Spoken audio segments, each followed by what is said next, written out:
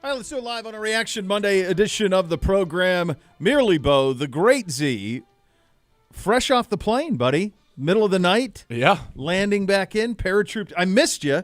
I missed you greatly.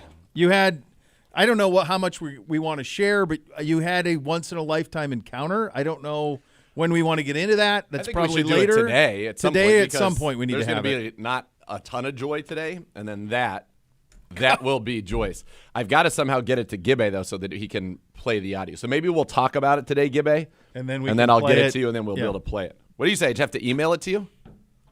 Yeah, email is what he said. That's the preferred there it is. means of By distribution. the way, and it's also the Hoff's birthday today. Happy birthday, Hoff! We can't be sad about that. Is he coming on with us?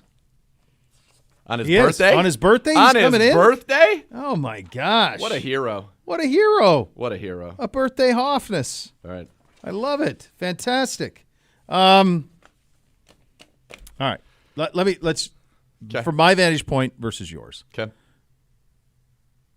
Joe Flacco should be the dude the rest of the way.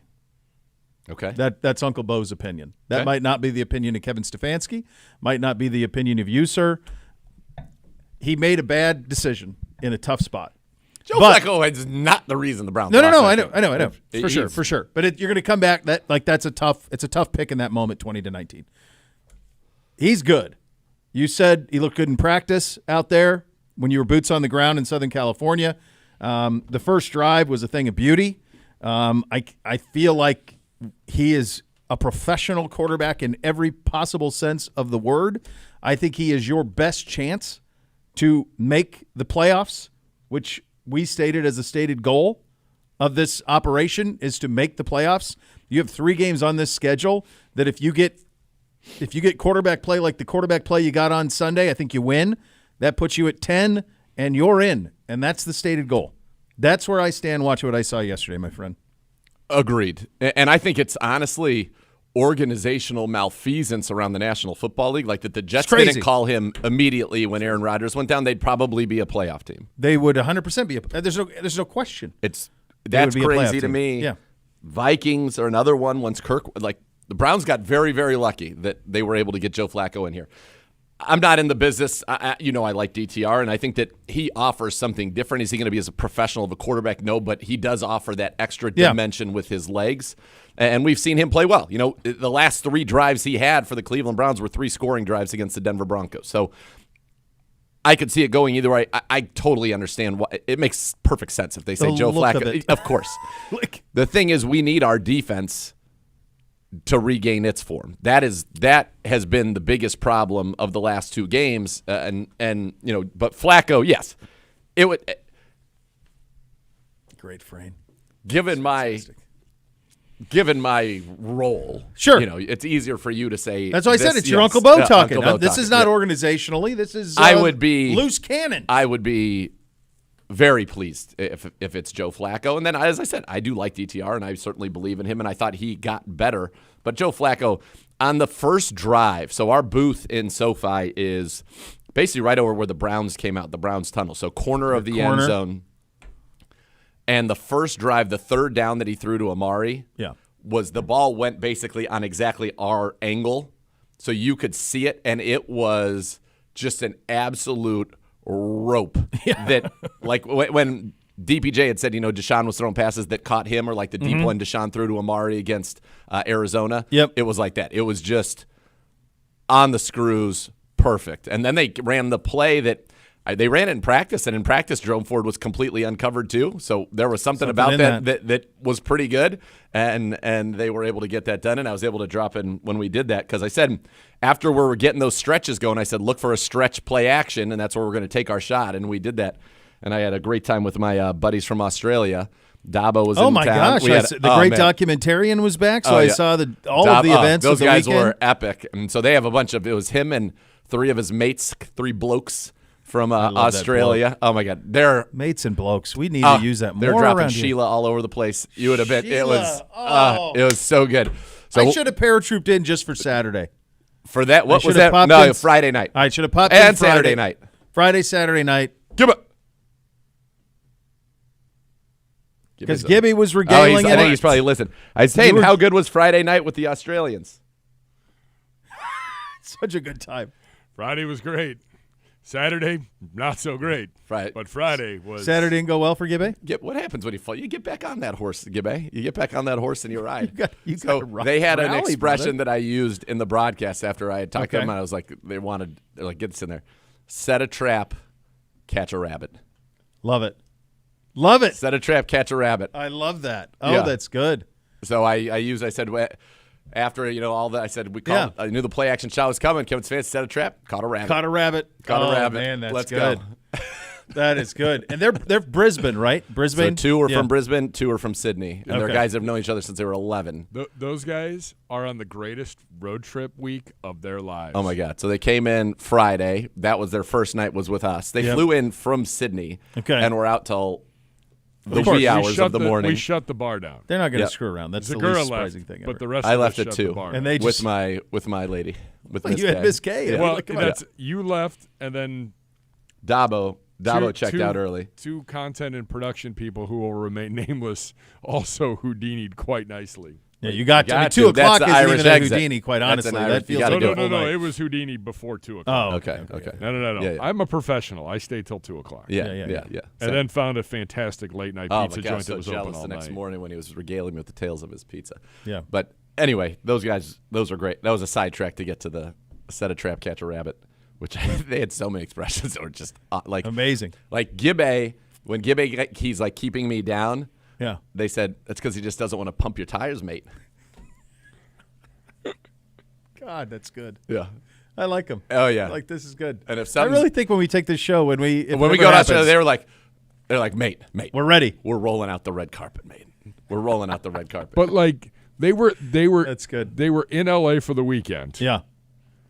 They then were going to Vegas. So they did Friday night with us, Saturday night Lakers and they were all day Saturday into the Lakers, Sunday Browns.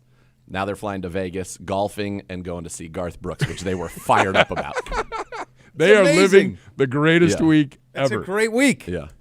That is good. Dabo is the number 2 caller, which is what they call play-by-play guys, for all of the NRL, the National Rugby Yeah, League. Rugby League, yeah. So he's the number 2 guy, like in all. He does most of his game. He does, he said he does about 80% of the Broncos games, but so he does everything. So this is their off season. He just had twins that I think are 8 months, 6 months. Yeah. And so That's his a wife, hell of a hall pass. His wife let him go. He said, just tremendous by her. What a woman. What a Sheila. And what a Sheila. And she after it. So we FaceTime her from the bar.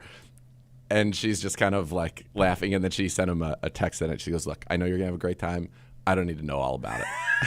I don't need it all in What my a job out of her, though. I don't need it all in my face. Yeah. Just go enjoy yourself. Yeah. We'll see you when We'll you get see back. When you get back. You And, just hand him the and twins. here. Yeah, and get ready. That's the way that goes. Get ready. You were talking about the defense has to get better. It does. It does. Bo. Look, we are about at a point where the amount of injuries we have, and we may already be there, quite honestly, is too much to overcome. This isn't about excuses. This is about reality. Amari went down in this game. If you do not have Denzel Ward and you have Miles with one arm, which is what this is, you're not whole. You're No, not. And but- so, like, next guy up isn't an all-pro. Denzel was, before missing the last 2 games, Denzel Ward was on pace to be like an all-pro player. Yes. Miles was on pace to be Defensive Player of the Year before this injury. So, like, that, if they're not there, Well, that's a game record. And they kept us in nickel. And what they did was they went at Mike Ford, who was Sure. a career special teams player. I mean, course. it's got his first interception, obviously, against McVay's Baltimore. no But dummy. that's where Odell got him in that game against the Ravens. Right. So that's kind of what they did. They were saying, okay, here's the weak spot. What we need, though, is I still think with Za'Darius and Obo and Dalvin, like, we have guys who can make plays. We didn't make a play as a defense. We had 1 tackle for loss in the entire game.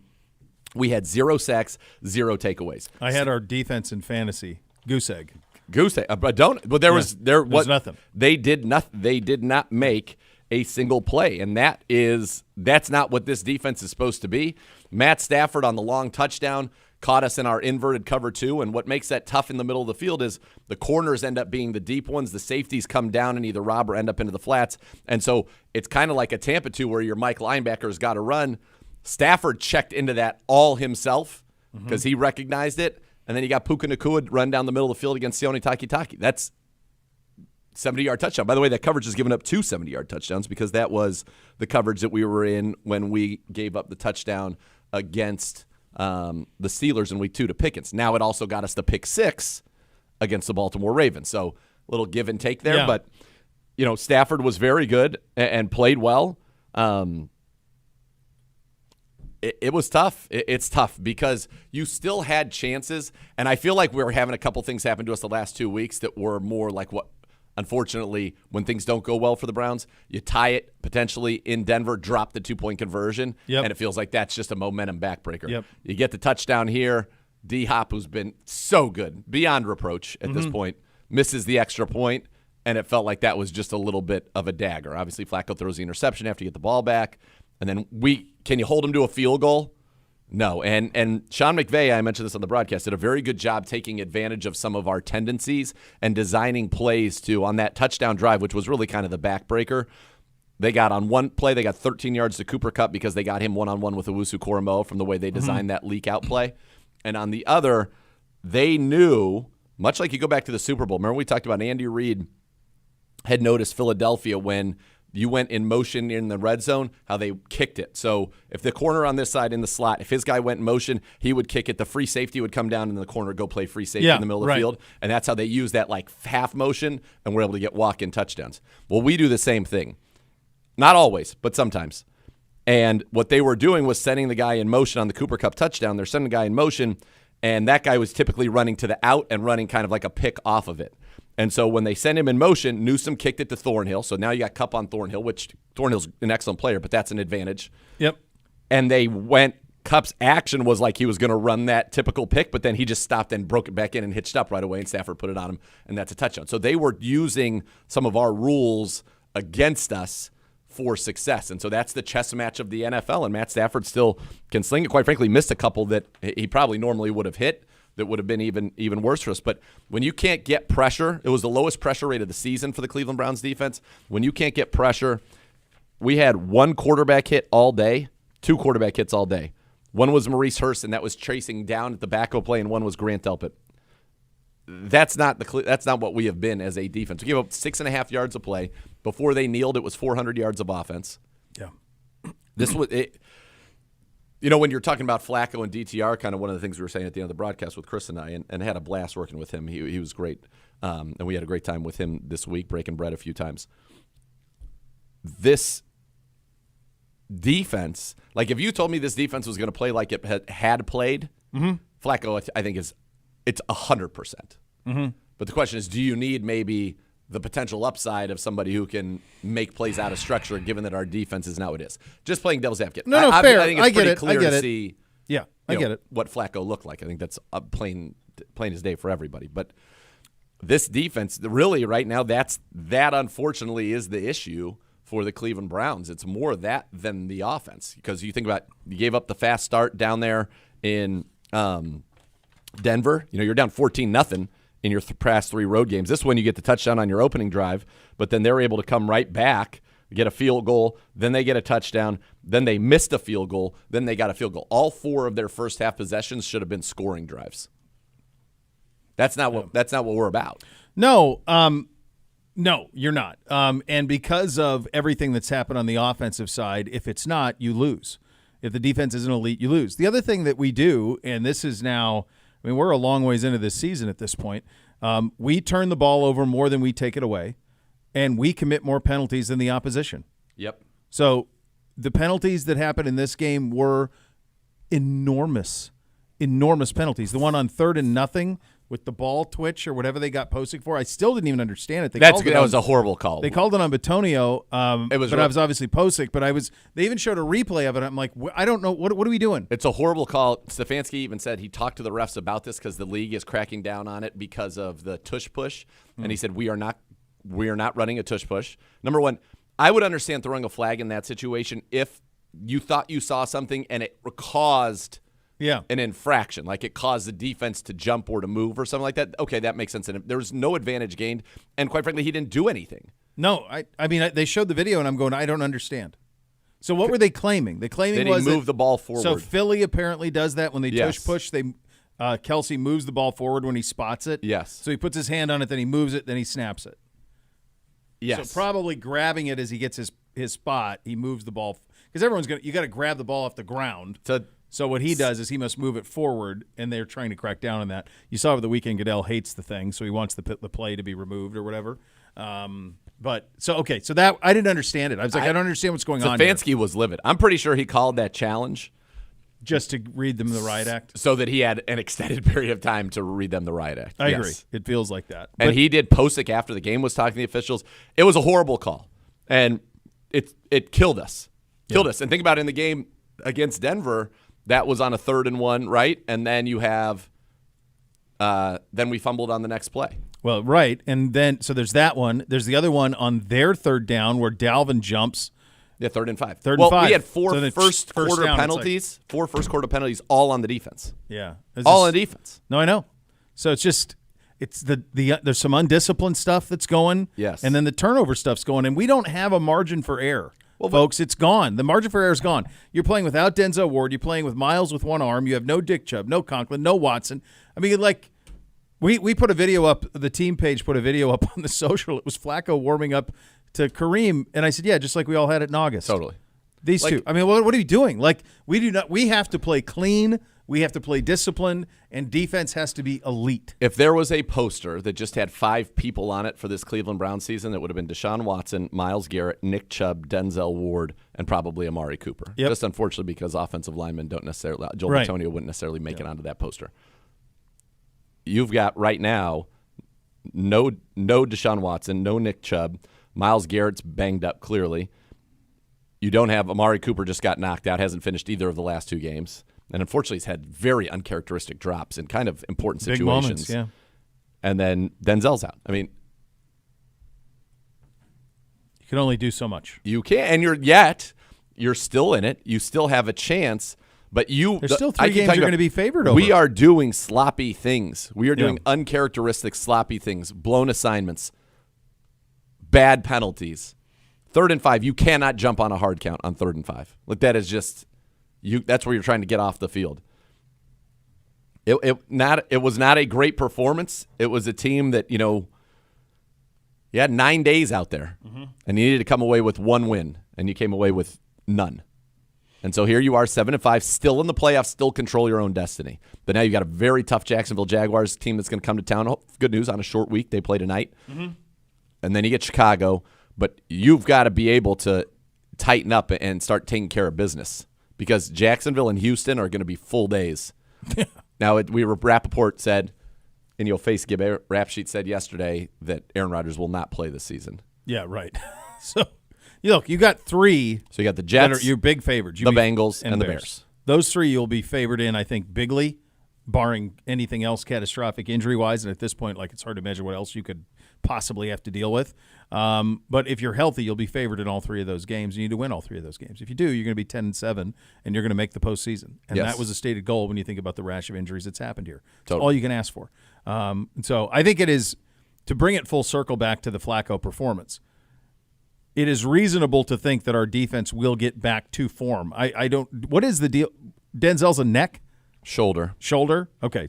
But do we have a lean on what that is? Is he week to week still, or is he day to day? Potentially this week. Yeah. So like that's a big deal when Denzel Ward is playing. It's a huge deal. Or when he's not. And then Miles, it feels like for him it's just going to be pain maintenance. Yeah. Tolerance rather. Has Coach talked today, Gibbe? He has. He did. Yeah. Okay. We're getting it right now. We're going to play at 140. Okay. So there you go. Perfect. But the reality is that if the defense can get back to what it was, and if those 2 come back healthy, it will, then to me, like I was floored at how capable Joe Flacco was and how good he was for a guy who's been on the bench for the entire season. You said it earlier. The notion that the Jets didn't sign him week 1, why would you not right now bring him back into your building? It's a malfeasance. They would absolutely be in the playoff mix. There's He wanted to. He reached out to them the second Rodgers got hurt. Their talent, the receivers, everything else they have, like he paratroops into that situation right now, and they're a playoff team. I mean, he was There's thrown no in a doubt. ton, but he threw for like 300 yards. The other thing, too, that I would say for Joe Flacco in the big picture of it it allowed Kevin Stefanski to go back to a lot of the stuff that he likes, I think, in the style of offense he likes to run. His preferred. Harrison Bryant had more catches in this game, or as many catches in this game as he had in the entire season coming in. He had a season high in yards. Elijah had a season high in yards. Yeah. It was a lot of that under center play action stuff, and quite frankly, very similar to what the Rams did. Here's the other thing we didn't talk about. There was something in this game plan for the Rams that made them feel like we can run on the edges of this team all game long. I think they only had a couple of handoffs outside of the goal-to-go situations that were kind of straight handoffs between the tackles. It was all outside runs, jet sweeps, all of it. And they gashed us on those plays. And then that would set up the fake toss, boot back the other way, and everybody's going over there, and you'd have easy pitches and catches. I thought it was a pretty well done. I thought it was a great game by McVay, and I thought good. that they out executed us, as well as at times it felt like we're able to have the benefit of the doubt in terms of what they were able to do from a scheme standpoint. McVay's really good. Really good. He really is. And I'm sure the familiarity that Stafford has with Schwartz helped. Of course. You know, they spent, first 5 years of Stafford's career together? Of course. What was that, 09 or 08 to 13 or something like that? So, there's a lot of familiarity there, and it came home to roost. And so now you sit where you are, and you've got 5 left, right? Yep, 5 left? 5 left. Yeah, 5 left. So there's 3 that you're going to be favored in, and you need to win those. And if you do, you're going to make the postseason. 10 wins will do it. It's absolutely going to do it. It just was unfortunate because you had already known the Steelers had lost. Oh, my God, yeah. And you had a chance to really that's why it's 20-19 and you have the ball and you just had a great drive and you think, okay, go down and score and let's go. Yeah. That's it. Yeah. And you got a chance. So that's the thing that makes it a little bit of a bitter pill to swallow here. All right, coming up next, we will go over the playoff picture in the AFC and NFC, let you know where we stand on all of this. We will have Coach Stefanski as well coming up, the Joe Thomas half hour of the program coming up in hour number 2. We're off and running. Cleveland Browns Daily, brought to you by Bally Bet, sports betting partner, your Cleveland Browns, now live in Ohio on 850 ESPN Cleveland.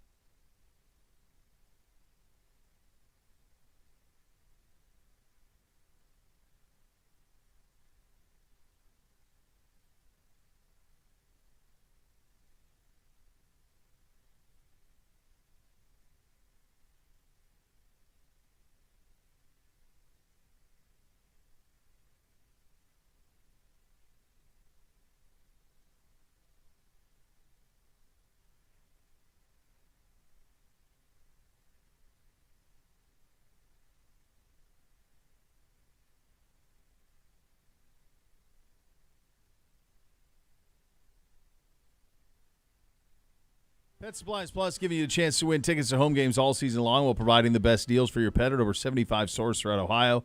Enter to win tickets at clevelandbrowns.com/Pet Supplies Plus. Receive a coupon to use at your local Pet Supplies Plus with your entry. Pet Supplies Plus is a proud partner of your Cleveland Browns. So it ends up being, it's a 20-19 game with, 5 minutes to go? Yep. It ends up being 36-19 is the final. The game was on that much one. closer than the score. It's tight the whole way. It was in doubt the whole way. And then you hit on something as in the previous segment, the knowledge that Pittsburgh got slumped at home by Arizona.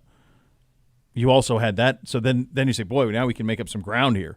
You get yourself to 8-4. We could have been the 5 seed. All of a sudden you're the Second 5 seed in the division. Yeah, and instead, you don't take advantage of it. So we said going on this West Coast trip, you needed to go 1-1 is really it. Win one of these two games, and it didn't happen. So the margin is much thinner now, coupled with the injuries that just continue to mount, and it's staggering. It's unbelievable how one franchise can be so snake bitten. Yeah, it stinks. It's not very fun. No.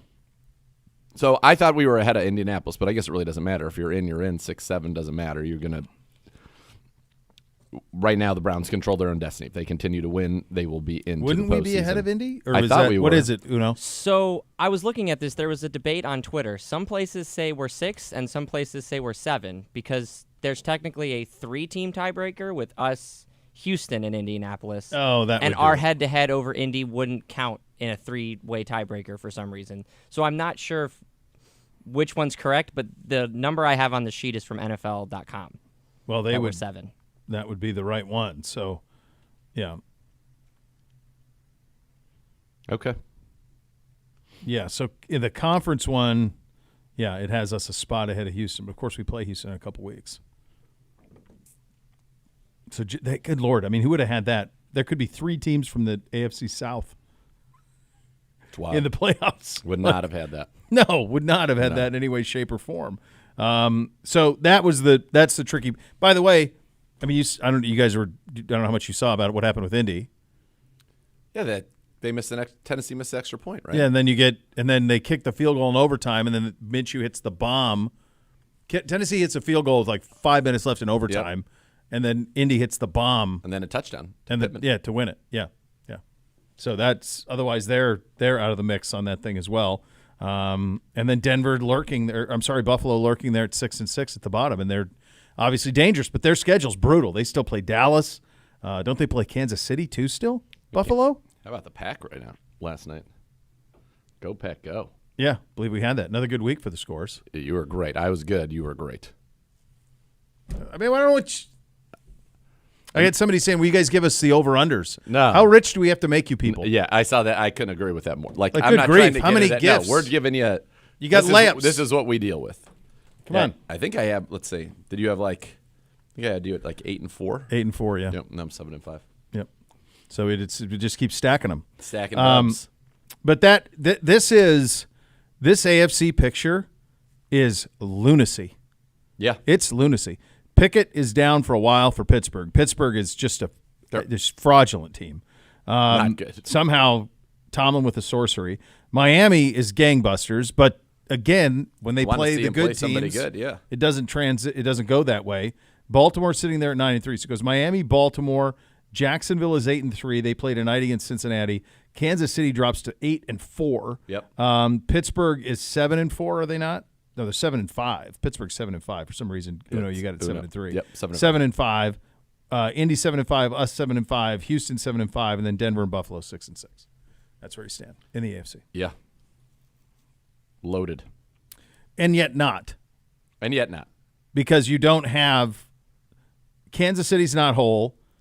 And they're Buffalo just not. is more dangerous than Buffalo 6 or 7. Buffalo could come out of the AFC. Yes, Buffalo is. If they get in. Yes. If they get in as a 7, I would not want to play Houston. Even with the loss of Tank Dell yesterday, I would not want to play Stroud the way he's playing. If you're a top 4 seed and you get Pittsburgh, Indy, and what's left of our football team, that feels like a pretty good outcome for the top 4 seeds. For sure. Yeah. Yeah, they don't want any part of it. They would all be – every home team would be well favored in that first round. Buffalo as the 7 would feel a lot like the University of Michigan felt when Alabama's name popped up. And you heard the place go, oh. That's you got to be like, where's They don't want to play Bama. That was No one's going to want to play that was Buffalo. Not alpha behavior. No, it's not. No, well, it's in the NFC. That was candy from a baby. San Francisco big over Philly. Yes, It's the easiest call ever lock of the on year. that one. Yep. There's been a couple of those that we've seen. And now Philly wounded a little bit. Detroit sits there at 9-3. They got a nice win in New Orleans. Yep. And did get a little bit of a cover there. Dallas is sitting at 9-3, but their schedule's brutal. They got to play Philly. but they're they're going to play in. Buffalo. They are in, but they're not going to be in the upper echelon. It doesn't matter. No. Well, I guess it does. It depends on what they want to do. They're going to have to go on the They road. would rather play Atlanta. I mean, you want being the 5 seed in the NFC matters. They have a 3-game Oh, you're cushion right. on the 5 seed. You want to be the 5 seed. Yeah, you don't want 5 to be seed. the 3. In the AFC, seeds 2, 3, and 4 will all be favored. The only possible exception is as Buffalo gets in. Yeah. In the NFC, the 3 and 4, 2 and 3 will be favored, but the 4 will be an underdog. The winner of Yes. the NFC South will be an underdog in the first round. Significant. Probably. Yeah. I mean, if it's Atlanta, Dallas, is it 9.5? 10.5? I mean, when we get to the lines, it's going to be between 7 and 10. Yeah, for sure. Yeah. For sure. And then obviously, that next group, that team we just played and the Packers are those are the two teams I would be not crazy about. I would not want to play Green Bay. Green Bay just beat Detroit and Kansas City back to back. I'm telling you. I know we've been on this for a while. Like they're good. Jordan Love they're going to be just fine with Jordan Love. Now, what do they got to get him is some talent around him. Watson they are went gonna down be yesterday too. just fine with him, and he finally had a decent game. Yeah, the throw that he made, Watson went to high point, went right over the defender's hat. Last night was they're a problem. Yeah, they're absolutely a problem. The Panthers are the only team to be eliminated at this point. It's just you can't do it. You can't do it to yourself because it's painful.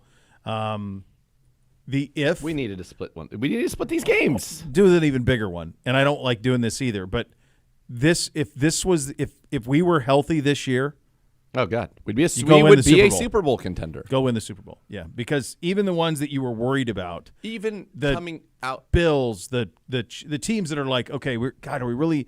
Even if Deshaun in year 2, like, could he get back? All of the questions that we had in camp. But that isn't. You weren't playing those teams. You weren't playing Aaron Rodgers and the Jets. You're not playing. Not playing those teams. But when we came out of the Baltimore game, when Deshaun just went 14 for 14 in the second half, you felt like you could do it right there, just because the way that the league is this year. Like he's back. Okay, now we've got a guy who could be a top 5 quarterback in the league. And then you lost. You didn't even get to it. You didn't have a week of that. No, it was gone on Wednesday. Yeah, totally was. Yeah. So next week you've got, just for people thinking about it, Thursday night. Patriots at Steelers.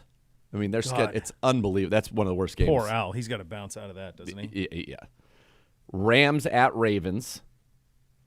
Colts at Bengals, which should have been a game that That's Colts. a good one. But the Colts are going to be favored in that. Is it? No. Steelers or the Ravens Rams. I like Ravens that game. Rams is a good game. Ravens. That'll be coming off of their bye. Texans get the Jets. Bills Chiefs. Broncos Chargers. I mean, the Chargers suck. Yeah, they scored 6 points in New England. Unbelievable. 6 points against that incompetent team. My point is, Herbert. We have by far the toughest game in the AFC playoff picture next week. Right. We get the Jags. Everybody else sits around Well, us. other than Steelers Buffalo. get the Patriots, but they're below. They're beneath. Right? I mean, the Colts should beat the Bengals in Cincy, and the Texans should beat the Jets in New York. I mean, we could be, if we don't win this week, and we're certainly not. I don't think we're predicted to win. Yeah. There's no way we're favored. If we don't, we're going to be outside looking in, and then you need some help. But to your point, we should win 3 of our last 4. Yes, 10. I believe it. 10 will do it. 10 will do it. Yes, 10 will absolutely do it. So here's the problem too when you think about this big picture wise. So we can all agree that of the teams below Kansas City, Buffalo is the most dangerous. By a second, may as well be 8th. Houston's 8th. Whoever that is, Houston's 8th with that kid. He's going to lead the league in passing. He's the first rookie to lead the league in passing yardage this far into the season since 1950. Since 1950? 50. Yeah. He's wow. spinning it. Yeah. And they lost Tank Dell in the game yesterday. Didn't matter. Nico Collins at 170 or whatever. 190, yeah. And it's crazy. They're going to get Noah Brown back. Yeah. So Buffalo is 6-6. They're at Kansas City this week, which Yep. is now a huge game for Kansas City too. Yep. They're not going to want to lose again. Yep. Then Dallas at home. Yep. Then at Chargers. Yep. New England at home. At Miami. Right. That's so their last 5, they're going to be favored in 2 of those. unless Miami's playing for nothing. Correct. That'd be it. But Miami's You gotta get probably to not 10. playing for nothing because they're probably playing for they the could one be playing seed, for the 1 seed against Baltimore. or they could be playing to keep them out. And not have to deal with them. Yeah, you're right, because they could be the 7. So I guess my point is, like, it's really hard to get Buffalo to 10 because Yeah. they're 6-6. Yeah. They're not going 4-1. No. They're probably going 3-2. So they may have dug too deep of a hole here. The rest of us all got to take care of our business. We've But, like- got to take care of our business. We have got to take That's care of our that's the business. spot of where you're at the moment. Let Tide Cleaners take care of your laundry and dry cleaning needs this holiday season. Enjoy $10 off, $40 or more all month long with the code Browns10. Exclusions do apply. Visit locally owned and operated Tide Cleaners in the greater Cleveland area and make the most of your holidays. Kevin Stefanski from the podium is coming up next. You're listening to Cleveland Browns Daily on 850 ESPN Cleveland.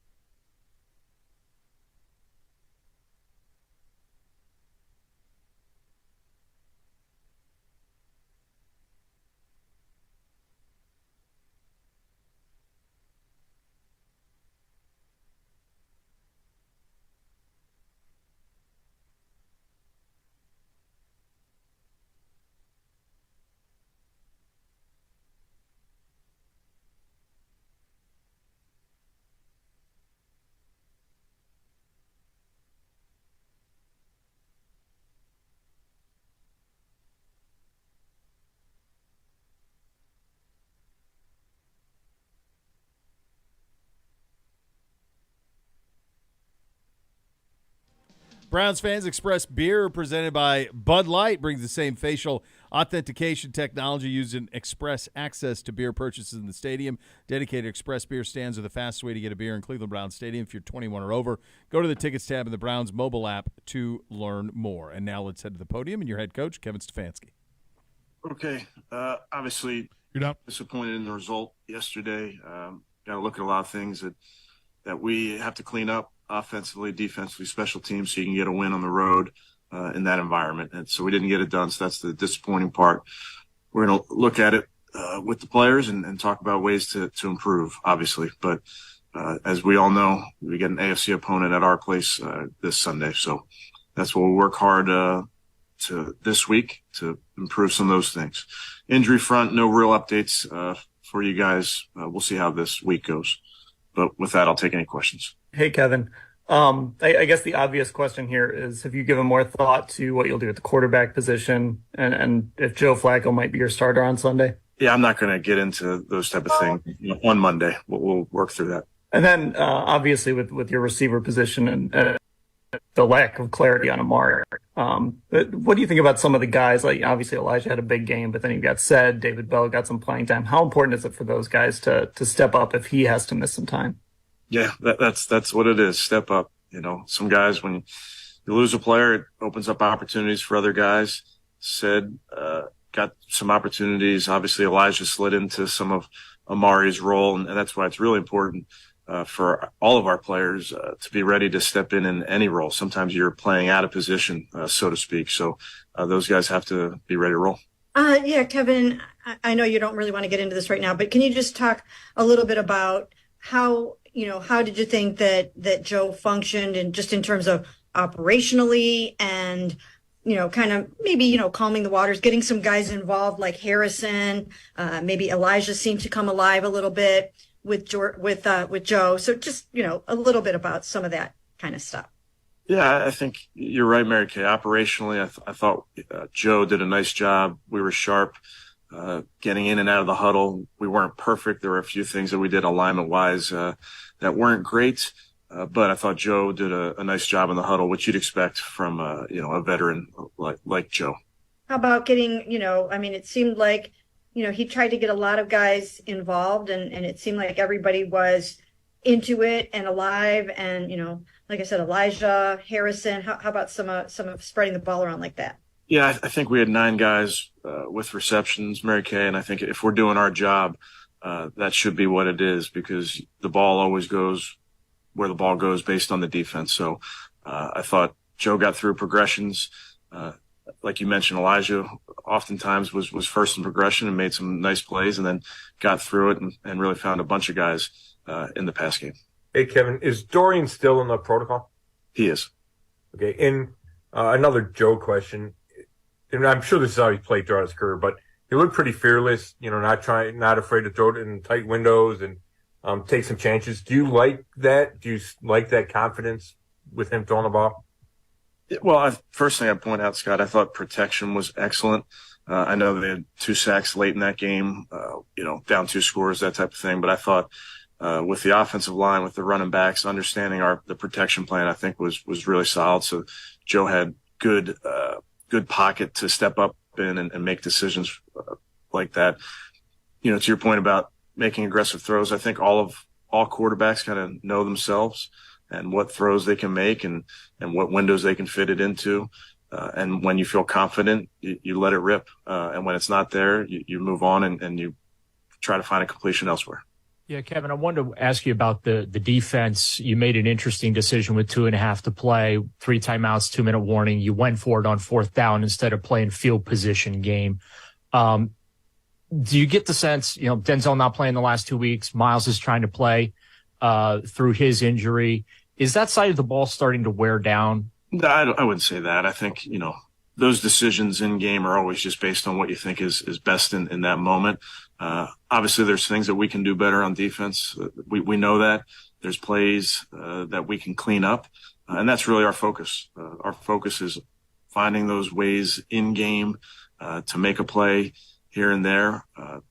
Credit to the Rams. They did a nice job. We really got our hands on really one throw by Stafford there down in the red zone. But he took care of the ball. They got the ball out quickly. And then there's plays that we feel like we can do a better job. We can, and that's what we're going to do. We're going to identify it and correct it this week. And, with Miles, I know he's, him playing with that injury, he didn't have a tackle yesterday, and obviously he commands a tremendous amount of attention. When you went back and looked at it, how much of it was the attention that he was getting? And then also, how do you get the other guys to be able to get home when he's being occupied? Yeah, it's all part of it. Miles has gotten attention probably since the very first snap of his career. That's just how it works. Teams are always going to slide to him. They're going to put tight ends over there, running backs. And he knows that. He fights through it.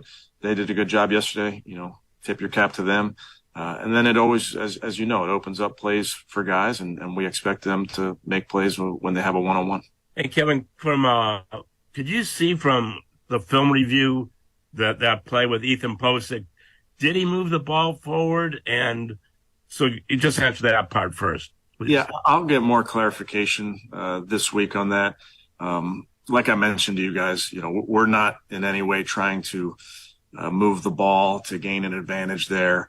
I understand the officials have a very difficult job because there is a heightened awareness of that play and short yardage where the league really does not want the centers to gain an undue advantage. It's unfortunate. I don't know that the movement of that ball was much different than what Ethan does on a lot of those snaps. So I'll talk to the league about it. Again, disappointing, frustrating, but we'll just play within the rules, whatever they are. And then secondly, when the game was still close, it seemed there's imbalance of more passing than running. Was it difficult to run the ball against the Rams, or how did you see that? Yeah, we're always just trying to move the ball any which way we can. Felt like there were some opportunities in the run game. I think it was tough sledding early, but it opened up there in the second half. And I think we'll just continue to look at ways that we can be explosive as an offense. Hey, Kevin, just another defensive question. I mean, the last 2 weeks, you guys have gone against these veteran quarterbacks who have gotten the ball out really quickly. How has that impacted the pass rushing, the numbers, and in particular, like obviously we see the sacks, but the pressures even and things like that? Yeah, that's nothing new, I would say, Ashley, for us. Teams get the ball out quickly versus Myles Garrett. That's something that is always going to be true.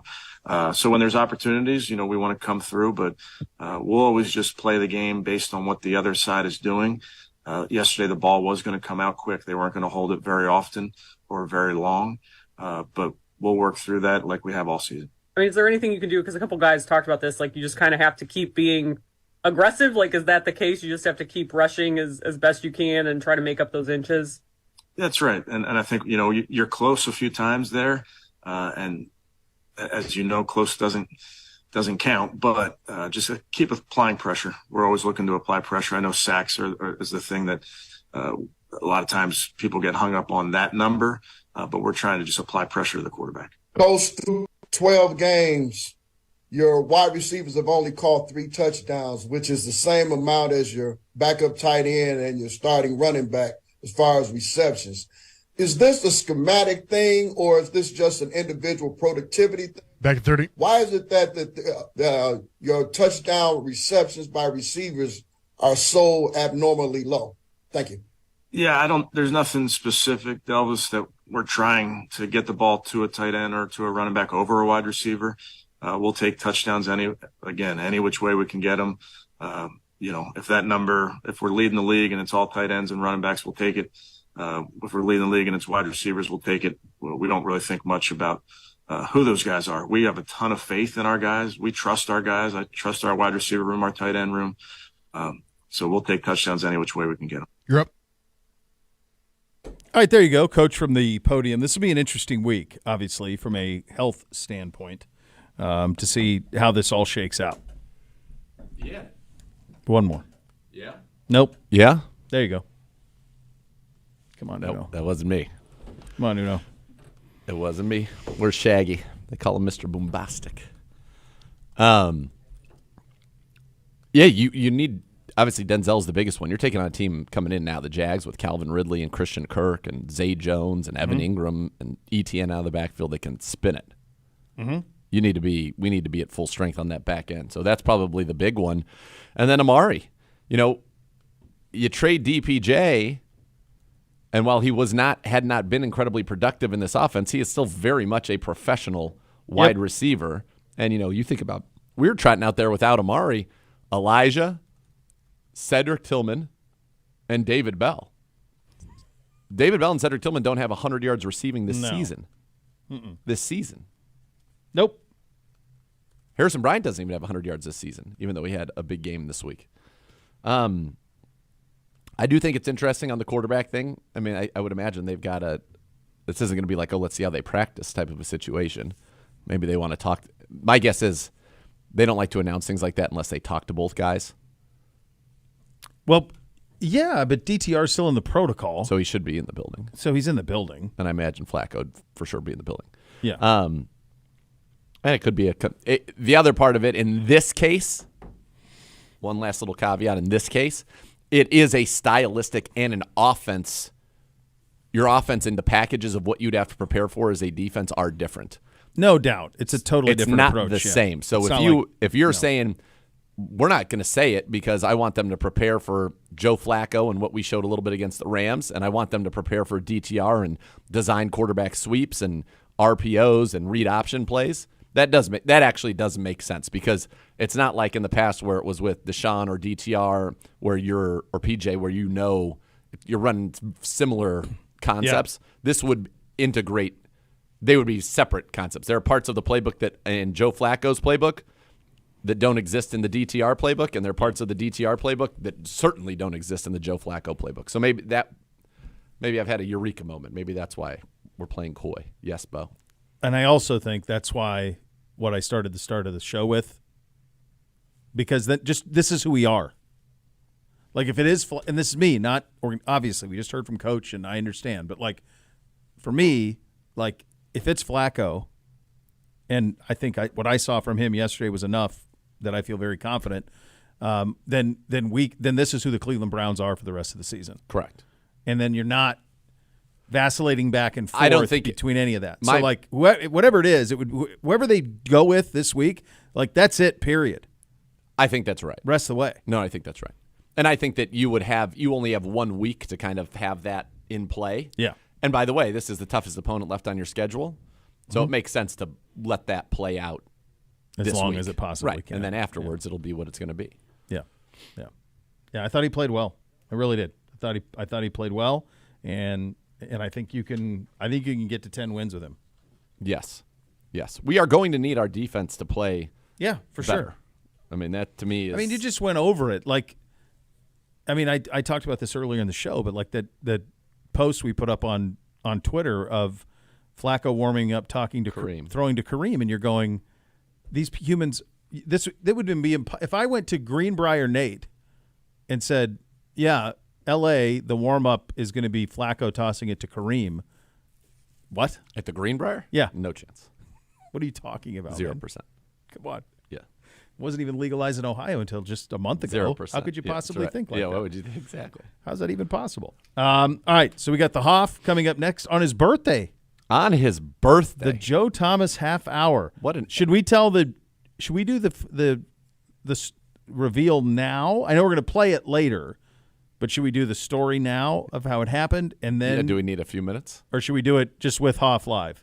With Hoff live. We do it with Hoff live. We'll do it live. One of the great moments of Z's life, and I don't all think of ours. that's So you were overstated. there in spirit. It was. I understand, but like it's just an unbelievable get.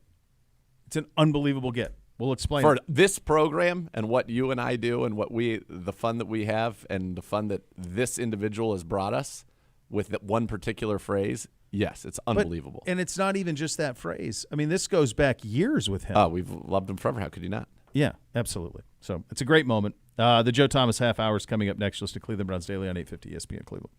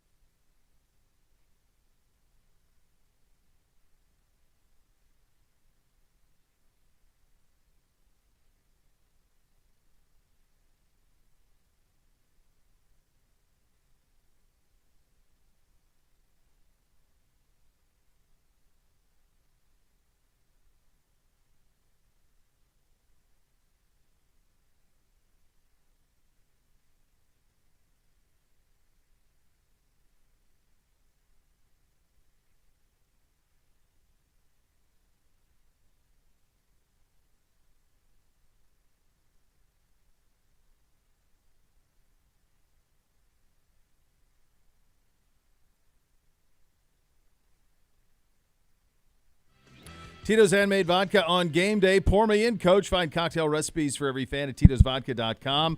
40% alcohol by volume, namely 80 proof, crafted to be savored responsibly, much like the Hoff, crafted to be savored responsibly. He joins us now on his birthday. Happy birthday to the Hoffness. Hoff. Hey, thanks, guys. I appreciate it. It's great to be with you guys on my birthday, no less. Oh, my Give goodness. us a little the taste. Hoff. Happy birthday, dude. We love you, brother. Little taste of the morning Oh, I for you, appreciate Hoff. it. Are you running around in the Hoff robe? What does it look like so yes, far? Yes, Are you? Yeah. Good question. I Hoff wish. robe. No. Mondays are a busy day for me, as you guys, I'm sure, have the same thing because, Sunday's busy football day, and when you work in the NFL, your Mondays are kind of loaded talking about football stuff from the weekend, but that's the way I like it to be, right? Just staying busy, keeping in that routine, kick the kids out of the house nice and early this morning. And I just got to remind them it's my birthday when they get home, so they got to finally listen to me for one day out of 364. Hoff, what's on the birthday menu? What's on the birthday Yeah, agenda? great Did we question. already celebrate on Saturday night? Was it last Saturday we did a big extravaganza for you? Talk to me. What meats were consumed? What wines? All of it. Yeah. I'm embarrassed to say that I'm going to be eating leftover brats and hot dogs and hamburgers today because we've been doing a lot of celebrating this fall. We just got back from Mexico. We were in the great Puerto Vallarta. Yes. We were there for almost 10 days because of some flight issues, but we did plenty of celebrating there, and I'm actually going on Wednesday down to Texas. So that is going to be when we're going to do the real For a little celebration down there. There will be some venison hunt? tenderloins Little hunt? consumed. Yes. Oh, what do we hunt? Oh, this is the hunt week. Yeah. Hunting some deer. Yeah, hunting some deer and hunting some wild pigs. So it should be Some javelinas? amazing and tremendous. Yeah, so we're saving the official birthday celebration extravaganza for Wednesday. Is this the? Are you West Texas or is this more the? Is this the San Antonio? Houston Is this the place area? you went last time? Yeah. Yep. Yeah, this is kind of the spot I go every year. Got a buddy down there that's got a ranch. This is kind of like South Texas. So if you flew into San Antonio, it'd be a couple hours south. He's actually right on the Rio Grande. So they actually have like a huge stretch, like 7 miles of the border wall right on their ranch, on their property. So it is as far south as you can possibly go because when you land, I always love it. It's that feeling. You get that feeling when you get on vacation. Like when I used to go up north as a kid, I'd smell the pine trees when we got out of the car. Yeah, and it just gave you that feeling, right? And, I'm sure everybody has that. If you go out to the mountains, it just smells different or it feels different. When I land in South Texas, it always has my cell phone. It says, "Welcome to Mexico," because my cell phone picks up the Mexican towers. And it's always that, like, vacation feeling. Like, oh, this is great. Like, nobody's going to bother me for a few days. That is fantastic. I love that. What a perfect way to celebrate the great Hoffness. Yes. Hey, buddy, what did you make of Flacco yesterday? I thought he was good. I thought he was really good. He was, I think, a lot better than most people probably expected, and he probably exceeded his own expectations, especially when you consider the guy hasn't played any football this year, and he's only been with the team for a little over a week. So I think if you build on the performance from last weekend, I think we really are still in the hunt, and we've got a team that absolutely is good enough to compete for a championship with Flacco playing good football. I mean, he was a good quarterback last year for the Jets, and I don't know exactly why he didn't find a home yet, but I thought he was great. I mean, the first half he was nearly flawless. He can sling it. There's no doubt. We said you got to protect him, and I thought for the most part the Browns did a good job. Didn't get sacked until the game was over, basically at the very end when Aaron Donald did some things that defied what I understand about human bodies' capabilities in terms of their strength. This was a game, though, Hoff. It felt like you needed to go out on this West Coast trip, right, win one of these two, and kind of a similar story. Defense not playing like it was, sloppy mistakes, sloppy penalties, and, starting to feel Denzel Ward, by the way. Nobody's value has increased more in the eyes of, I would imagine, this organization and this fan base than Denzel Ward's, seeing the impact that him not being on the field has had. But what do you make of this defensive performance? Over 6 yards of play, 400 yards to the L.A. Rams. Yeah, it was not what we've come to expect. Obviously, we've been touting their praises all season long, and they've deserved it. They were, by and large, far and away the number one defense in the NFL. And Matt Stafford, he's still a great player, and Sean McVay can really dial up some great plays. So it was going to be a tough challenge, but I don't think anybody expected the defense would get routed the way they did on Sunday. Have we just reached a point, Joe, where, and it's reasonable, that the injuries It's too much. It's so hard, and yet somehow we might anyway overcome it and get to 10 wins, which would get you in the postseason. But my God, I mean, Miles is playing on one arm. Denzel didn't play, as Z alluded to and you talked about. There's just so much from an injury standpoint. How much can one organization handle? It feels like we're well past the limit. Yeah, I think they've already done a great job managing for as many injuries as they have had. I mean, when you talk about you lose your running back, who's the heart and soul of the team, and then you lose your starting right tackle, you lose your left tackle, you lose your starting quarterback, and then now you're talking about the defensive injuries, which this defense was pass rush disruption up front, right? They're creating chaos with their defensive line, and then great coverage in the back end. And now you have injuries to your best player on your entire team, Myles Garrett. So he's not playing nearly full strength. And then now you got issues in the secondary because of your best players getting hurt there. So it's really hard to hold it together. And we as fans, in your mind, you close your eyes, and once you see the level of play that a team is capable of or a unit is capable of, that becomes the standard. And so you just kind of expect it. And you kind of forget sometimes, well, it's because of the players that are out there. It's not because of the helmet that they're wearing. And so when, guys start getting banged up, it's like, yeah, it's coach speak, and we all love saying, the standard is the standard and the expectations don't change. But they're different dudes out there, and there's a reason the guy was the starter in the first place. So I think it has been certainly difficult to maintain their level of performance with all the injuries that they've dealt with. But I think everybody's hopeful that we're going to start getting those guys back. And, like for Miles, hopefully he's going to start getting a little bit more healthy each week. And we'll start seeing more of the Myles Garrett that we saw earlier in the season. Hoff, first half, Browns had 12 carries for 22 yards on the ground. And it's kind of been a little bit of a trend that's popping up where it's been real tough sledding. What are teams doing? And I've talked a little bit about, the 5-man and sometimes even 6-man fronts, and certainly 8 in the box that we saw yesterday. But what's kind of been the issue? Because it felt like what we did so well early in the year was move the line of scrimmage, and it feels like we are not really being able to do that lately. Well, I think the challenge you're seeing is what happens is when you kind of lose that downfield passing game a little bit. When, DTR was in there, we didn't really push the ball down the field much at all. And so defenses are smart. They're pretty quick to adapt. All of a sudden, they're just going to put more dudes close to the line of scrimmage because they don't have to back up. They don't have to worry about the ball getting thrown over their heads. And so I think that was part of it. But part of the reason I think Joe Flacco was good in the first half is because they were like, all right, let's make this guy win by throwing the ball. So they're putting extra guys up in the box to try to take away the run game. He kind of gashed them a little bit in the first half and gave defense enough to think about where they had to be a little bit more balanced. So they did end the game with 87 yards rushing, which is not a killer performance, but I think having that balance with Flacco at the quarterback, who can throw the ball down the field, who can run some of that play action stuff, I think that'll really help the run game, and it'll force defenses to continue to try to be honest. And honestly, Nathan brought this up earlier, Hoff. Kevin's really comfortable in this type of offense that Joe can play. I mean, this is what he did with the Vikings. So, all of that stuff, this is all really Kevin's sweet spot, is it not?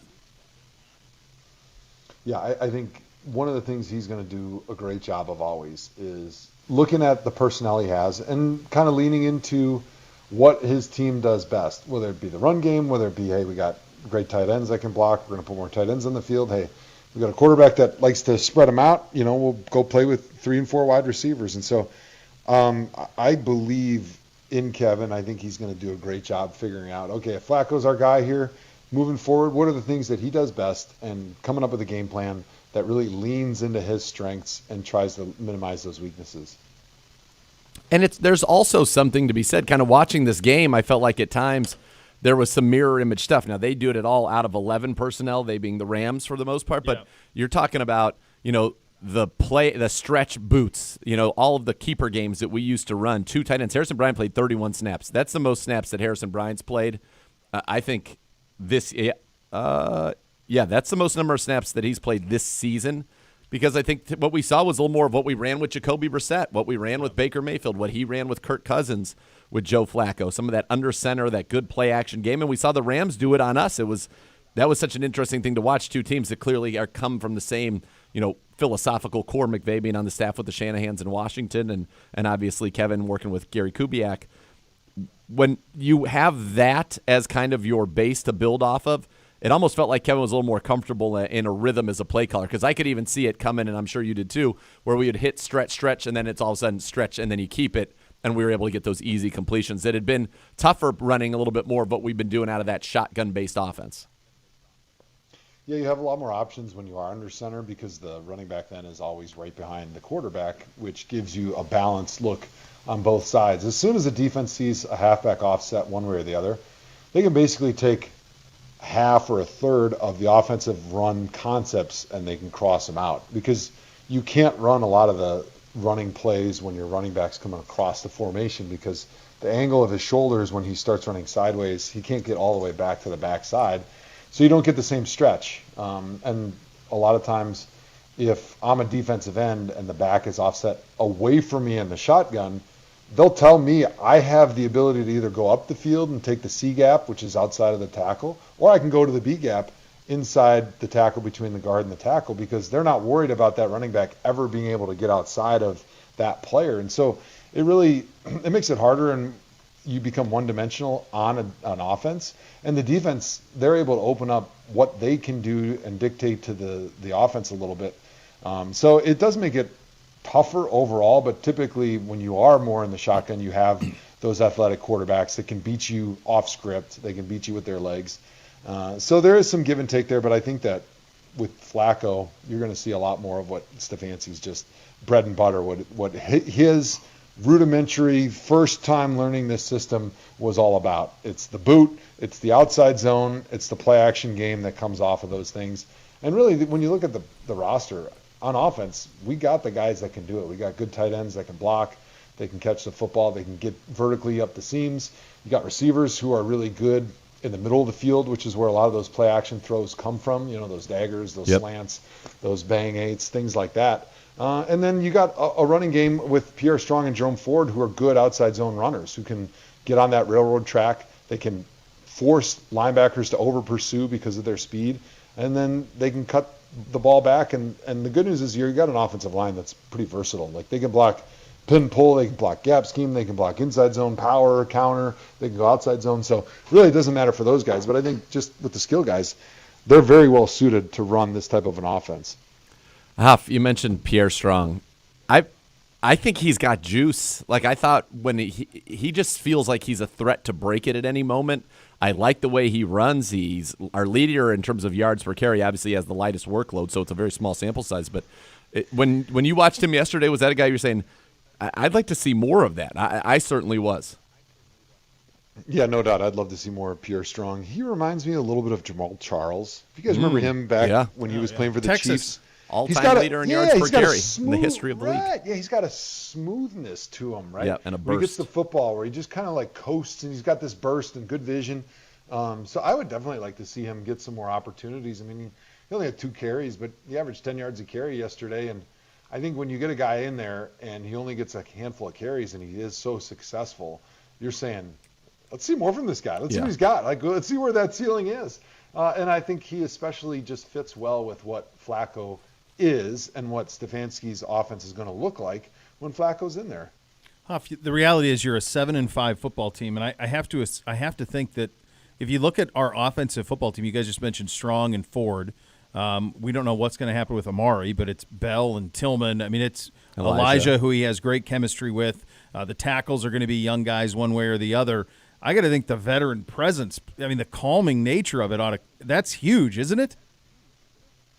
Yeah, and having a guy like Flacco in the huddle is huge, right? Because he's got all that experience. He's played in a bunch of systems. He's won a Super Bowl, and I think he's got a nice calmness to him. And it seems like we've got some amazing veterans on the offensive line, with Joel and with Wyatt, and then with Amari on the outside and Njoku. Like, there's a really good core of players that will be totally poised for the noise down the stretch, be able to handle anything. And I think that's one of the things that probably Stefanski's excited about, right? Because when you have a lot of veterans, you can throw a lot of different schemes at them. You can change who you are and what your identity is from week to week, because those guys know how to block a bunch of different concepts. They know how to run a bunch of different pass routes and schemes. They know how to make them look similar, right? And that's always been the key to the Shanahan scheme is like, hey, make everything kind of look the same, put defenders in conflict, and then take advantage of it. Hoff, this team had not lost back-to-back games this year. They had followed every loss with a win. They had been so good at being resilient in that way. Now you lose 2 in a row. All of it takes place seemingly in another world, right? You're living out of a hotel. You're gone. It could not have felt more unlike a regular season week if it was possible. And I think all the players said, it felt like a bowl game week to them. Mm-hmm. Now you come home. You have the toughest test left on your schedule. How does this football team back home in the beautiful gray of Cleveland kind of rally around each other and get this thing going back in the right direction? Because a third loss, I don't think it really changes anything in terms of your playoff aspirations. A win here, though, I think solidifies you as a playoff team. Yeah, I think a loss, what it does, it doesn't hurt your schedule standings as much as it hurts your psyche and your mental belief in this team. Because I think for a while, as Deshaun was kind of getting his feet under him, and then once he came back and he started playing well, of course, then he got hurt. But there was this belief that, hey, we got this great defense. They're going to be able to carry us no matter what.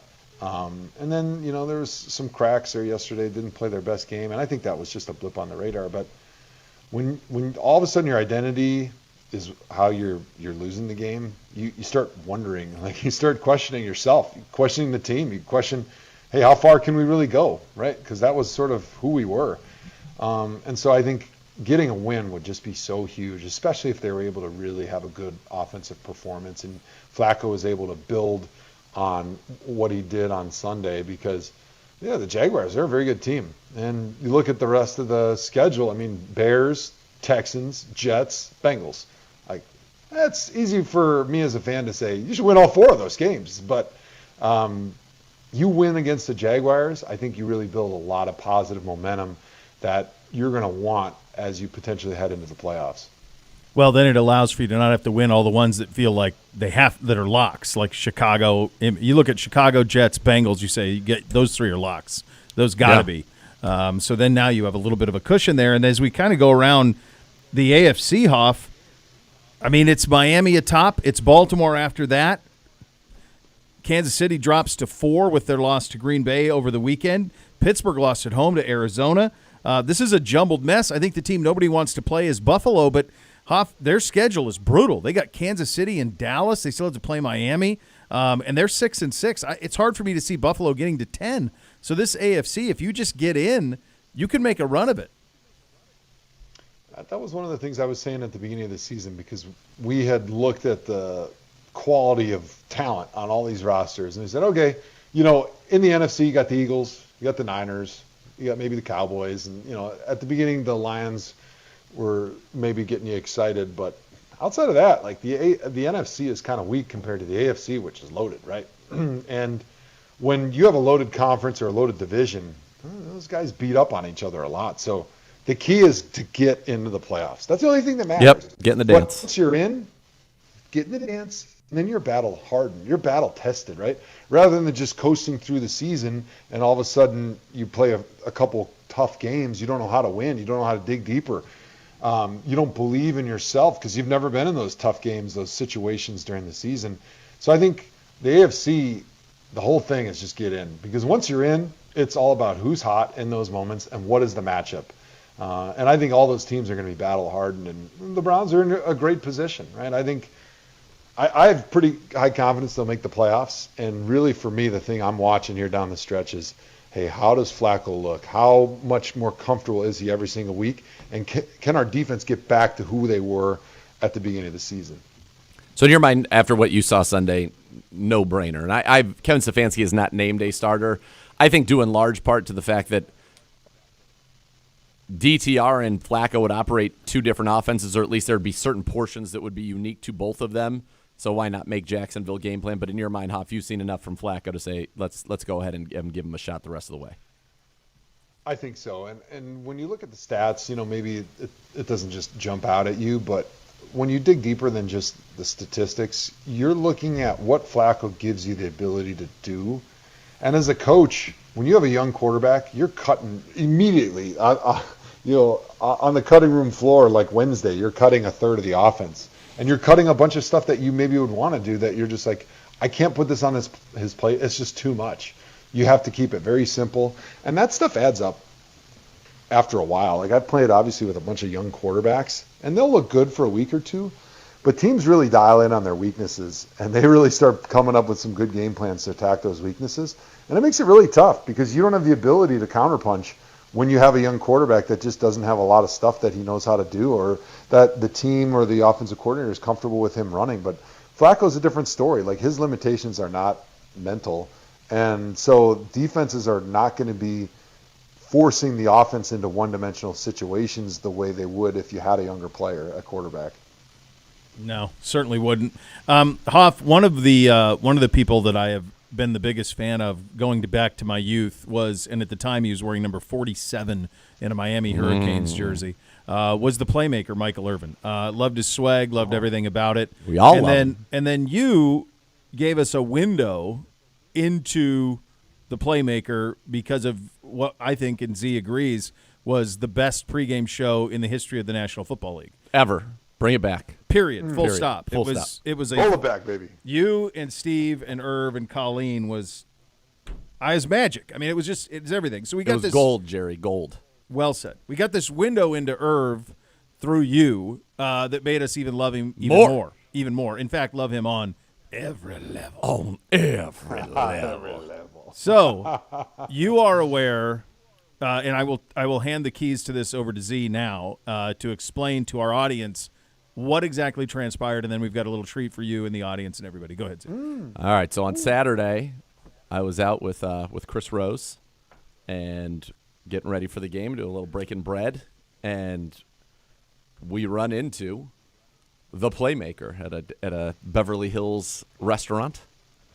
And Chris obviously had worked with him on Best Damn sports show many, many years ago, and they know each other well. And so everybody's kind of regaling themselves with tales. And I'd come over, and, I had mentioned, I was like, playmaker, I met you a few times, good friends with the Hoff, Joe Thomas. He loves you, Joe. He was like, oh, that's my guy. I miss him. Tell him I said hello. So hello from Irv.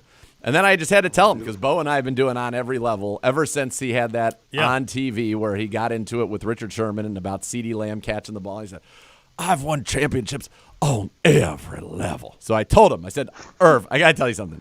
We do the show, work for the Browns, blah, blah. I said, we loved that. And then he started yelling about how Richard Sherman was wrong and how he's still pissed that he had the audacity to even challenge him. And so I said to him, I was like, Irv, do you mind if I just do a quick video with you? And I'm going to say, where have you won championships? And I just hit me with an On Every Level. So that's the setup. I ask him the question, and here is the audio of what happened. And the video might even be better, but here's the audio of what happened. Playmaker, let me ask this. Where have you won championships? Let me tell you what I used to do in the locker room. In the Dallas Cowboys locker room, right? I used to go stand right in the middle of the locker room. They got a star. I used to go out there in the star in front of all the guys. I was buck naked in the locker room. And I would say, who all won championships? Let's determine who's the main call to get this thing going. Who won championships in high school? Few people raised their hand. Who won championships in college? Few people raised their hand. Who won a Super Bowl in the NFL? Everybody raised their hands. Who won them everywhere? Only me? There's the answer. Because I won championships on every level. You understand? Everywhere I set my feet in the sand, left a footprint of greatness. That's what I'm talking about. Everywhere I put my, and could you hear the stomp? Yes, when he said my foot in the ground, boom, I left footprints of greatness. I don't know how that's ever topped. I don't think it could. I mean, it was one magic. way, but I just was asking for that. We got 55 seconds of just pure electricity, and this is in the middle, as you could hear, of a rather crowded bar in at a white tablecloth resort, as you can get restaurant. You could get, yes. And he just, what electricity. He also went on, and I won't complete, but saying that he feels like he's got to get his flowers now. He's got to he get has his shine. a limited time. Yeah, there have been certain well-known people who have been stealing his shine, and he's not standing for it anymore. He's telling the truth. You were with him every Thursday. I mean, and some Wednesdays. And that's right. And some Wednesdays. Like that was unbelievable right there. Was it not? Even for you. I mean, that was amazing, but that's just so on brand. Like, that's exactly who that guy is, 24 hours a day, except when he sleeps for 24 hours straight. Like, the only times I didn't see him on Wednesday, he just slept through the meeting, and he was recovering from, like, 3 nights before. But I just love that guy so much. He's got so much passion, so much zest for life. He always wants to tell you a story, especially if it's about himself. Yes. And he is so freaking funny. He's just got the biggest heart, and I do miss doing that show with him because it was so much fun. Not only doing the show, but just traveling with the guy and just seeing the way he lives his life. It is beyond a Hollywood movie. I mean, he has such an electricity and a magnetism about him, and he's a big guy. Hoff, this was the most time that I'd spent, like, obviously arm in arm with him, and he loves to, like, grab your bicep while he's talking to you. And Very like, physical. He loves to, like, grab you the whole time. I was like, this is unreal. Yeah. Go ahead, playmaker. Do what you do. Yeah, that was a real treat. And everybody who gets the show and listens to it knows how much fun we've had with on every level. My God, and now you have it from the source, the origin story. From the source, from the Dallas Cowboys locker room. In the Cowboys locker room, he stood buck naked. On the star. He said there's a star. And said, raise your hand on this, on this, on this. I'm the only one? I'm the only one? Let's find out who the real man Hoff, is. how has there not been a reality TV show with this human?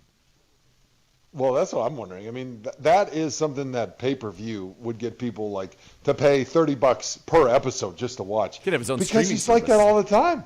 Oh, my gosh. Yeah, you could have your own streaming. He's like, forget Netflix. People would pay more for just that show alone than they pay for the entire Netflix subscription. Like, one of the thing that be hazard pay. Here's the thing that amazes me, or pure joy for the camera. Maybe that too. There's a little bit of both. I think there's plenty of content to go around. I think that people used to talk about Ric Flair and like the heyday of the Nature Boy. He'd wrestle a 60-minute match. He'd party till 6 in the morning. He'd be on a treadmill at 8 in the morning, and he'd wrestle a 60-minute match the next day. And people were like, "How does one human do this?" Yep. Irv had to be. We're out now. I mean, he had to be up early to be on NFL Network the next morning. Yeah.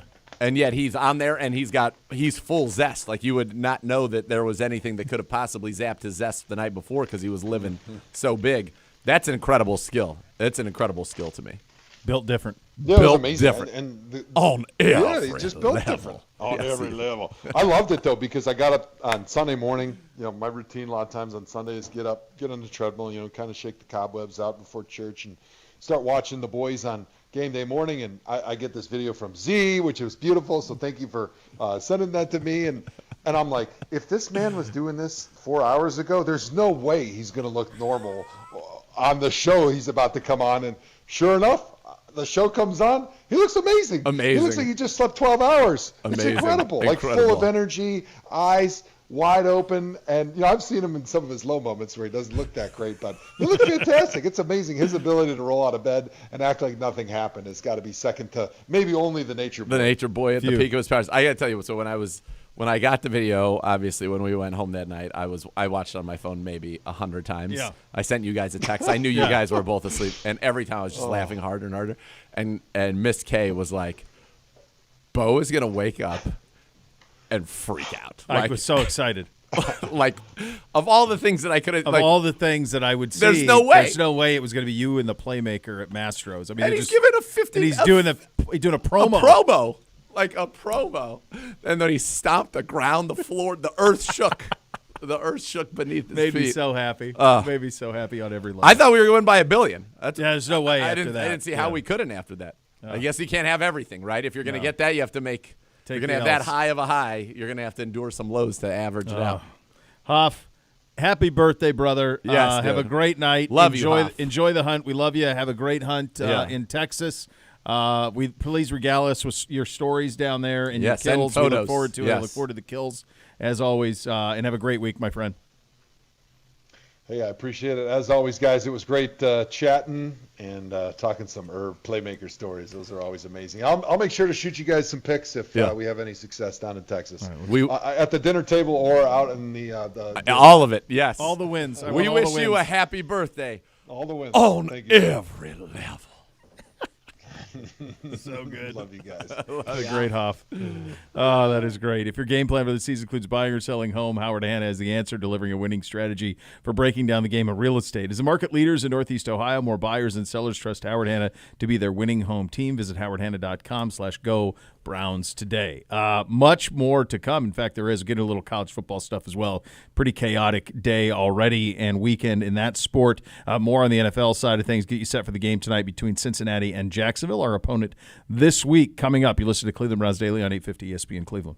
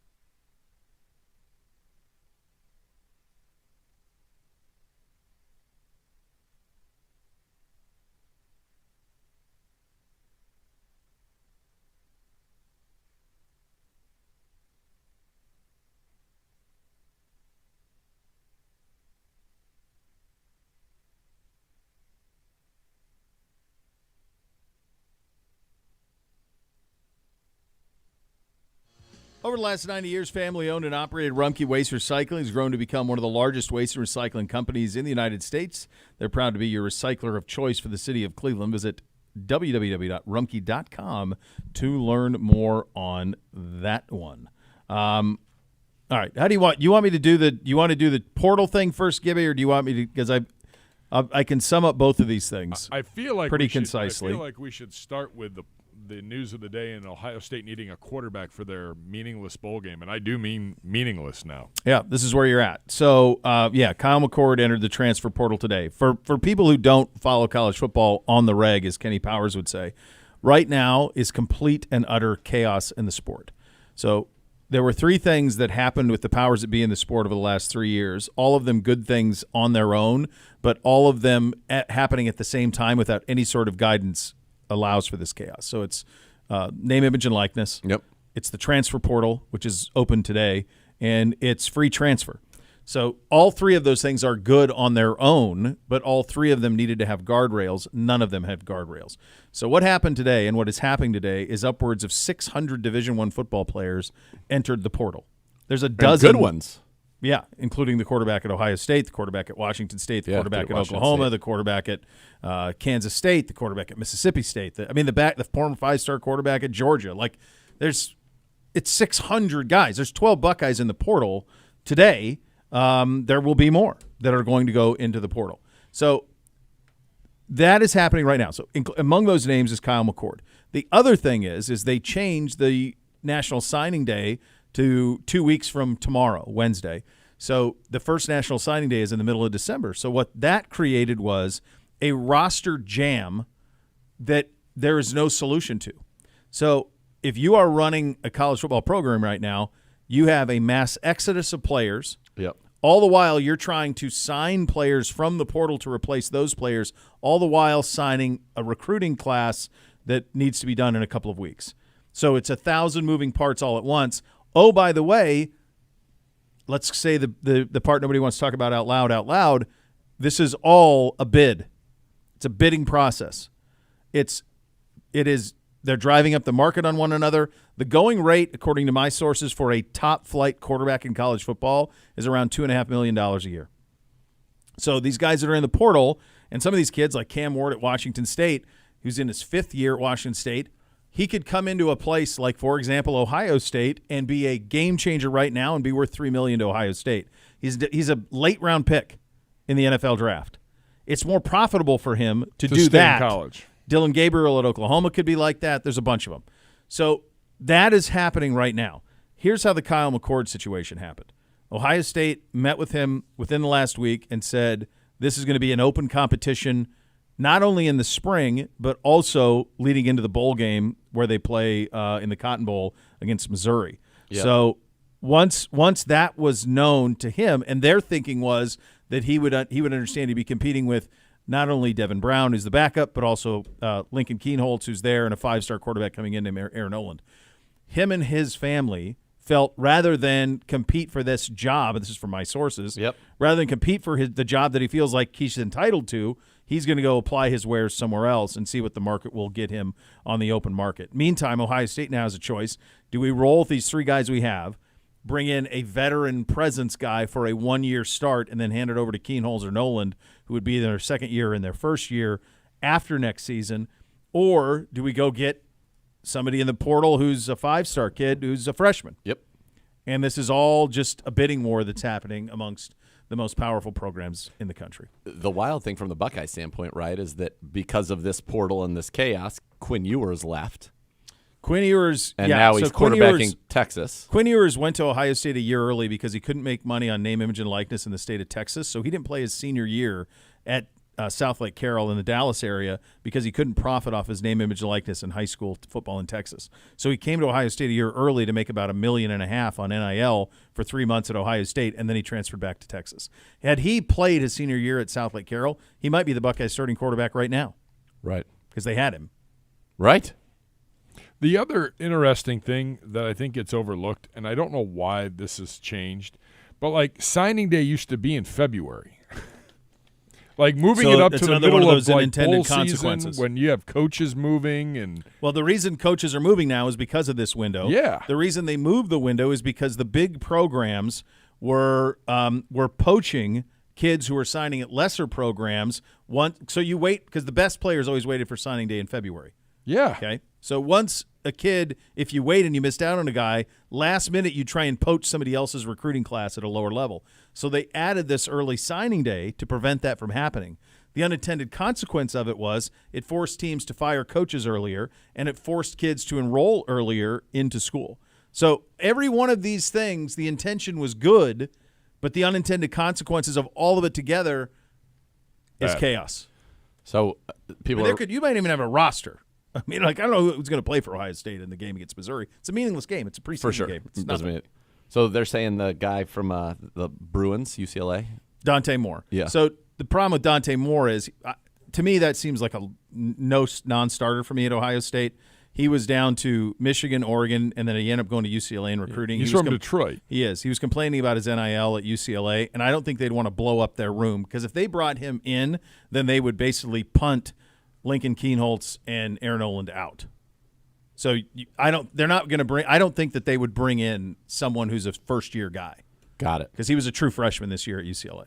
So I think they would go veteran. If anything, they'll go veteran. Cam Ward, Will Rogers, blanking on Will something. He's a kid at Kansas State. Something like that would make more sense. All right, so yours is in what year at Texas? He's draft eligible, and I think he will go pro. So he'll go the NFL. Okay, Yeah. so but even if he doesn't, Malik Murphy would enter the window, who's his backup, who's a 5-star kid, and then what about Arch Arch? would stick around. Arch would never come. He's not coming north, and I think they would. He's making a couple $1 million on NIL at He Texas. needs to be playing. He's Arch Manning. Yeah, but Arch, the original Archie Manning, said that the family's fine with this. Like Eli redshirted, then he backed up for a year, and then he started for 3, and so they're fine with that. Like they don't need him rushing his plan, and that's how they've done everything. His high school stuff was that way. Like they went for a very traditional approach to all of it. The other thing that happened in the sport real quickly over the weekend is Florida State was left out of the college football playoff despite being a 13-0 undefeated conference champion. 2 of the 4 most important, powerful entities in the sport are ESPN and the Southeastern Conference. The Southeastern Conference champion was getting in always. And the difference there, especially when it's a 12-1 SEC champion, the difference was Florida State's metric changed. They lost their quarterback. They're not the team that they once were. And it sucks for them. I was down there for 6 years. I love the people down there a lot. Still got a lot of friends who are work in the university and work in the athletic department. They're good people. They deserve better. Those kids deserve better. But they're not the same team they were. And they had a chance on Saturday night to look good against Louisville. They didn't. They were completely incompetent. The quarterback for them went 5 of 22. And the team they played, Louisville's quarterback, went something like 12 of 33. Like it was just awful. Bad ball. And none of it helped. And the committee's job was to thread the needle on best and most deserving. Yep. They've got the 4 best teams in the college football playoff. Honestly, they might not. If people throw in the beef about Bama, there's no question Georgia would be one of the 4 best teams in it. Bama beat them, so they got in. Yeah. And that was the difference. And Bama was 12-1 with their only loss to Texas. Was the Texas. Okay. So what do you think of the seeding? I wouldn't want to be Michigan. If you were Michigan, who do you want to play? Washington? Yeah, or Texas. Anyone not but Bama. Alabama. Yeah. And also, I mean, Texas, both Washington and Texas are good because they got pro quarterbacks, Penix Jr., who might win the Heisman, and then Ewers at Texas. But Bama's physicality matched because Michigan is not dynamic. They're physical. But Bama has physical on another level. So were you surprised that it came out with Bama at 4? No, I tweeted that. As soon as Bama beat Georgia, I said they're in. And that they would be 4. They're in. And They're if Georgia had beat Bama, Georgia would have been 1. Yeah. Michigan would have been 2. Against Washington, and Texas would have been 4. Texas would have jumped Florida State. So Michigan really wanted Georgia to win that game. Yeah, probably. Yeah. But they also have struggled with. Yeah. No, this will be be full day. It was chaos, man. It's chaos. I cannot But it all believe, does make though, sense if you just take the emotional stuff out of it. I can't believe, though, that a room of people that are the number 1 seed in this would be flummoxed by anybody they played. Like if you're going to win it, you're going to have to play about the them. video when yeah, the I thought Alabama that was reveal? like stunning. Yeah. Zagura, so much more to come. So much more to come. Cleveland much. Daily, 850 ESPN Cleveland.